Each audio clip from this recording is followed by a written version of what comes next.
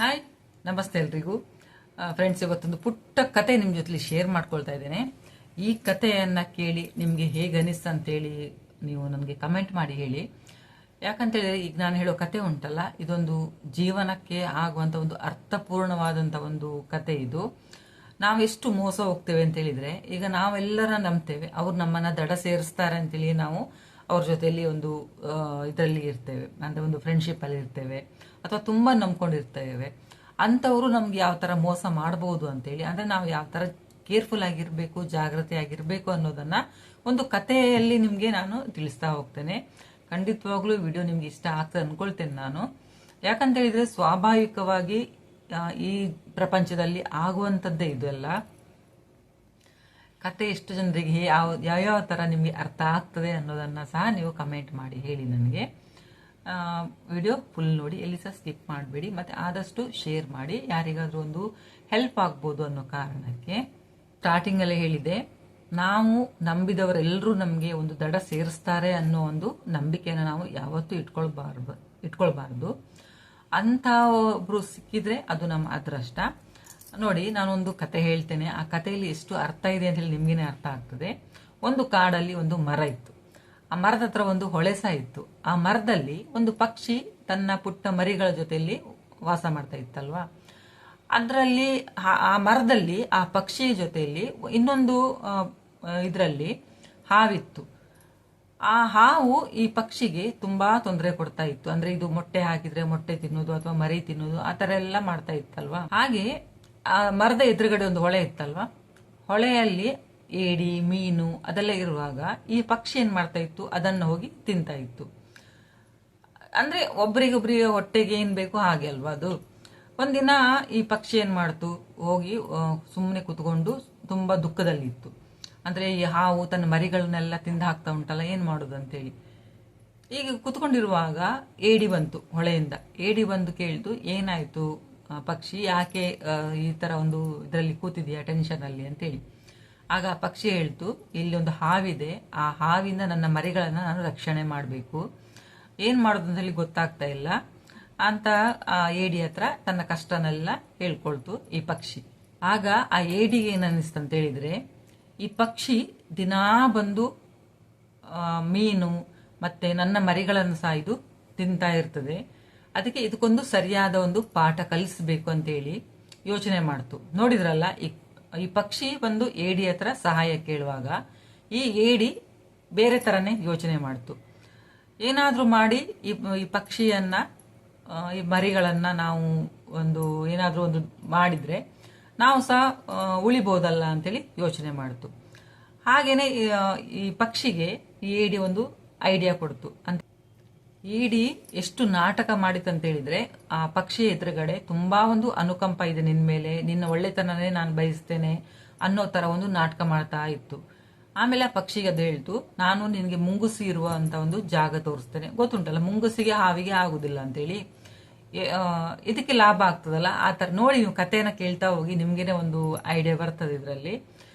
ಮುಂಗುಸಿ ಇರುವ ಜಾಗ ತೋರಿಸ್ತೇನೆ, ನೀನು ಮುಂಗುಸಿ ಹತ್ರ ಹೇಳು, ಹಾಗೇನೆ ಆ ಮುಂಗುಸಿ ಹಾವಿನ ಹತ್ರ ಬರೋ ಹಾಗೆ ನೀನು ಮಾಡ್ಬೇಕಂತೇಳಿ. ಆಯ್ತಂತೇಳಿ ಆ ಪಕ್ಷಿ ಹೇಳಿತು. ಅದೇನ್ ಮಾಡ್ತು, ಈ ಇದರದ್ದು ಹಾವಿದು ಪೊಟ್ರೆ ಉಂಟಲ್ಲ, ಅದ್ರ ಹತ್ರ ಸ್ವಲ್ಪ ಮೀನನ್ನೆಲ್ಲ ತಂದು ಹಾಕ್ತು ಲೈನಲ್ಲಿ. ಆ ಮುಂಗುಸಿ ಏನ್ ಮಾಡಿತು, ಮೀನನ್ನ ತಿಂತಾ ಬಂತು. ತಿಂದು ತಿಂದು ತಿಂದು ಲಾಸ್ಟಿಗೆ ಹಾವಿನ ಹತ್ರ ಹೋಯ್ತು. ಹಾವನ್ನು ಸಹ ಅದು ಕೊಂದು ಬಿಡ್ತು ಮುಂಗುಸಿ ಹಾವನ್ನು ಕೊಂದು ವಾಪಸ್ ಬಂತಲ್ವಾ. ಇನ್ನು ಮಾರನೇ ದಿನ ಸಹ ಅದಕ್ಕೆ ಹಸುವೆ ಆಯ್ತು. ಹಸುವೆ ಆದಾಗ ಪುನಃ ಅದು ಅದೇ ಜಾಗಕ್ಕೆ ಹುಡುಕಿಕೊಂಡು ಹೋಯ್ತು. ಅಲ್ಲಿ ಮೀನು ಸಹ ಇರ್ಲಿಲ್ಲ ಅಥವಾ ಹಾವು ಸಹ ಇರ್ಲಿಲ್ಲ. ಆಗ ಏನ್ ಮಾಡಿತು ಹೇಳಿ, ಅದು ಆ ಪಕ್ಷಿಗಳ ಮರಿಗಳನ್ನ ತಿಂದು ಹೋಯ್ತದು ವಾಪಸ್ಸು. ನೋಡಿದ್ರಲ್ಲ ಫ್ರೆಂಡ್ಸ್, ಕತೆ ಚಿಕ್ಕದಾದ್ರೂ ಸಹ ತುಂಬಾ ಒಂದು ಅರ್ಥಪೂರ್ಣವಾದಂತ ಒಂದು ಕತೆ ಇದು. ಇದು ನಮ್ಮ ಜೀವನಕ್ಕೆ ಬಹಳಷ್ಟು ಒಂದು ಪಾಠಗಳನ್ನ ಕಲಿಸ್ತದೆ ಅಂತ ಹೇಳ್ತೇನೆ ನಾನು.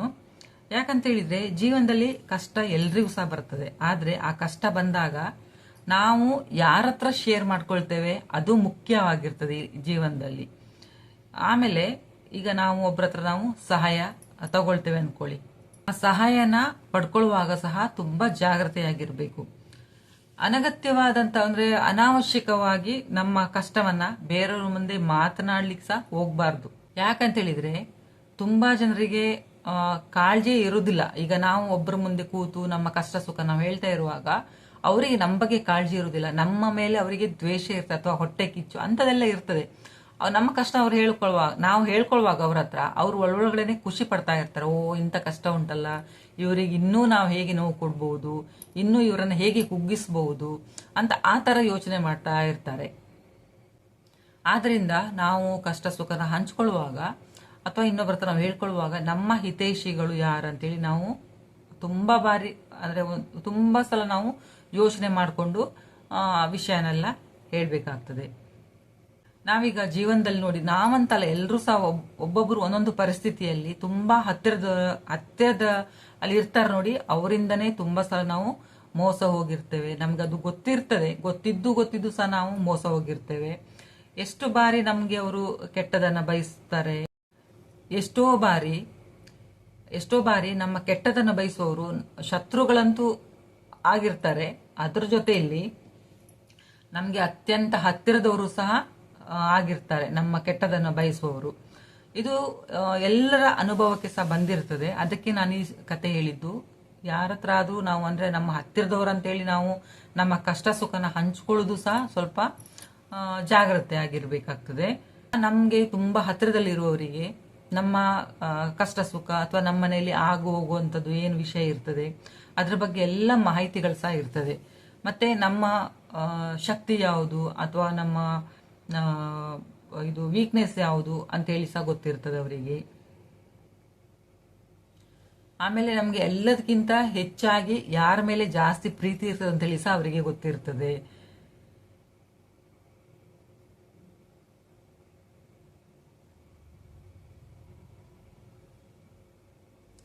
ಸಡನ್ ಆಗಿ ನಮ್ಗೆ ಅವ್ರ ಮೇಲೆ ಏನೋ ಒಂದು ವಿಷಯಕ್ಕೆ ಸ್ವಲ್ಪ ಮನಸ್ತಾಪ ಬಂತಂತ ಹೇಳಿದ್ರೆ ಆ ಎದುರುಗಡೆ ಇರ್ತಾರೆ ನೋಡಿ, ಅವರಿಂದ ನಮ್ಮ ಮೇಲೆ ಬೀಳುವಂತ ಒಂದು ಏಟಾಗ್ಲಿ ನೋವಾಗ್ಲಿ ಉಂಟಲ್ಲ, ಅದು ಎರಡೂ ಕೂಡ ತುಂಬಾ ದೊಡ್ಡದಾಗಿರ್ತದೆ. ಹಾಗಾಗಿ ಯಾರನ್ನೇ ನೀವು ಒಂದು ಫ್ರೆಂಡ್ಶಿಪ್ ಆಗ್ಲಿ ಅಥವಾ ನಿಮ್ಮ ಹಿತೈಷಿಗಳಂತೇಳಿ ತಿಳ್ಕೊಳ್ಳಿ, ಅದೆಲ್ಲ ನೀವು ಮಾಡ್ಕೊಳ್ಳೋಕ್ಕಿಂತ ಮೊದಲು ಕರೆಕ್ಟ್ ಆಗಿ ಯೋಚನೆ ಮಾಡಿಕೊಂಡು ನೀವು ಒಂದು ಫ್ರೆಂಡ್ಶಿಪ್ ಅನ್ನ ಮಾಡಬೇಕಾಗ್ತದೆ. ಅಥವಾ ನಿಮ್ಮ ಮನೆಯ ಕಷ್ಟ ಸುಖ ಅಥವಾ ನಿಮ್ಮ ಪರ್ಸನಲ್ ವಿಷಯ ನಾನು ಪ್ರತಿಯೊಂದು ವಿಡಿಯೋದಲ್ಲಿ ಸಹ ಹೇಳ್ತೇನೆ, ಅದನ್ನ ನೀವು ತಿಳಿಸೋಕ್ಕಿಂತ ಮುಂಚೆ ಅವರು ಹೇಗೆ ಏನಂತೇಳಿ ನೀವು ಸ್ವಲ್ಪ ಜಾಗ್ರತೆಯಾಗಿರಿ.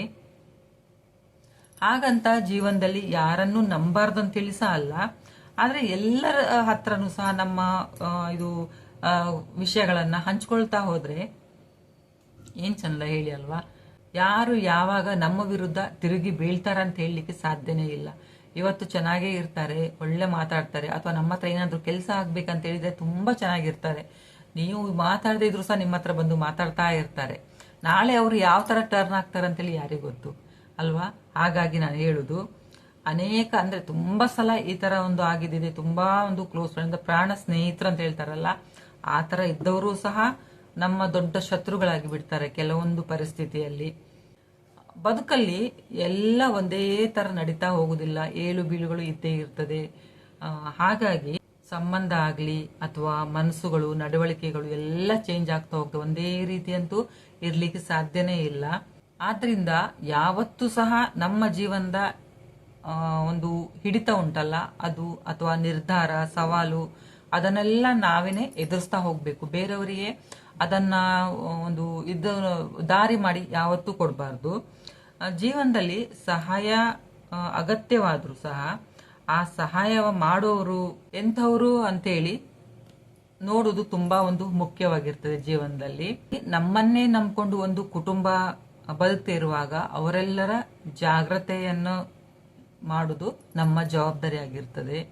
ಒಂದು ಸುರಕ್ಷಿತವಾದ ಜೀವನ ನಡೆಸೋದು ಸಹ ಒಂದು ಇದಂತ ಹೇಳ್ತೇನೆ ನಾನು.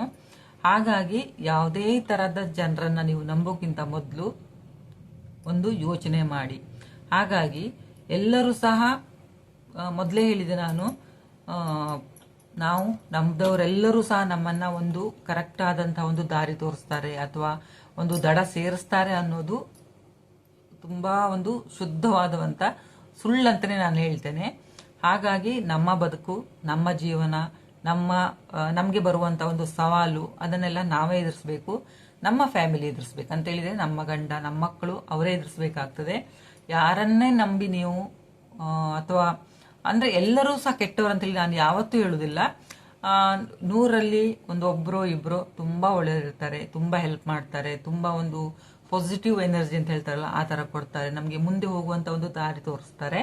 ಅಂತವರನ್ನ ನೀವು ನಿಮ್ಮ ಕೊನೆ ಉಸಿರಿರುವ ತನಕ ನೀವು ಬಿಡಬೇಡಿ ಅಂತ ಹೇಳ್ತೇನೆ. ಈ ವಿಡಿಯೋ ಹೇಗೆ ಅನಿಸ್ತು ಅಂತೇಳಿ ಕಮೆಂಟ್ ಮಾಡಿ ಹೇಳಿ. ವಿಡಿಯೋ ನೋಡಿದ್ದಕ್ಕೆ ಥ್ಯಾಂಕ್ ಯು.